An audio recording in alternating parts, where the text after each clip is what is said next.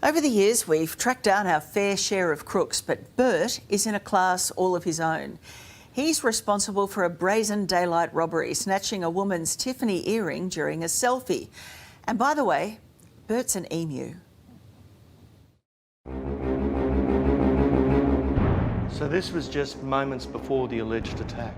Yep, you can see him eyeing my earring out. And was this the offender? That is the offender.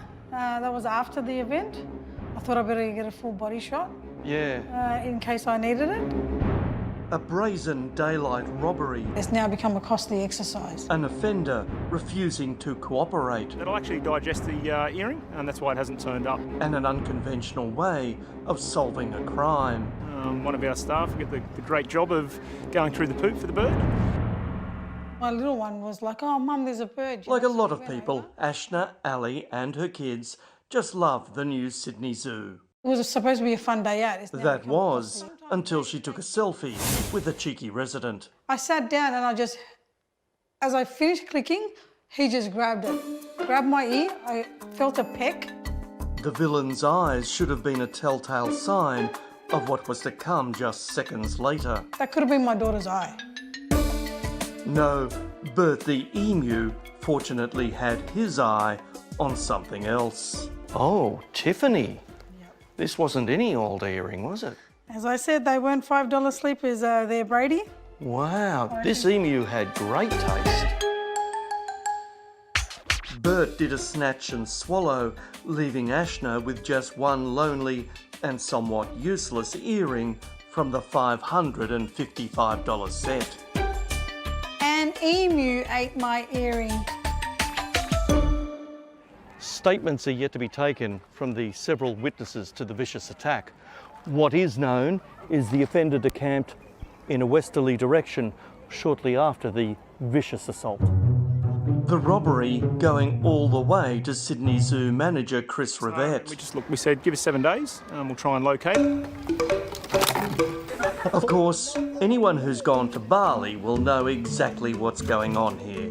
Many a tourist there has fallen victim to monkey business. Back home, I took myself to Sydney Zoo to find Bert the brazen burglar. It's nowhere near the suburb of Emu Plains, but I couldn't help myself. Let me tell you of an interview with an old man emu. Excuse me, mate. Have you seen Bert? You know where Bert is?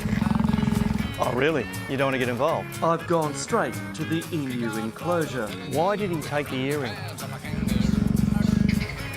Oh, you're a Gucci man, right? Yeah. Soon after, through a fortunate gap in the fence, I found Bert, alone in an enclosure out back. And this is where it gets a bit tricky. So where do we go from here? Well, we're hoping that shit happens. Yeah. Exactly that. They are waiting for Bert to pass a Tiffany earring. Wow. Yeah. There's someone actually in this world who was sifting through emu poo looking for a Tiffany earring. Yeah. Go figure. Oh, yes, indeed. In fact, we were right there for this day's 3 p.m. poop check. The 4 keepers appeared to be drawing straws, but I could be wrong. It's going to have a great poo too, if he does pull it out. Absolutely. Anyway, the days went on, the poops were searched, and in case you're wondering... Rest assured the bird's fine. In the wild they would eat rocks and all sorts of material. Yep, seeds, grass, bugs, rodents, and now you can add Tiffany earrings, which Bert wasn't giving up. There's a happy ending. 7 days has passed, the earring hasn't turned up, which is not surprising. We've been in contact with Tiffany's who've said they'll be able to make another earring. It'll take roughly 2 weeks. And the zoo will pay. Absolutely. Problem solved. But then, as we were about to leave, cheeky bugger.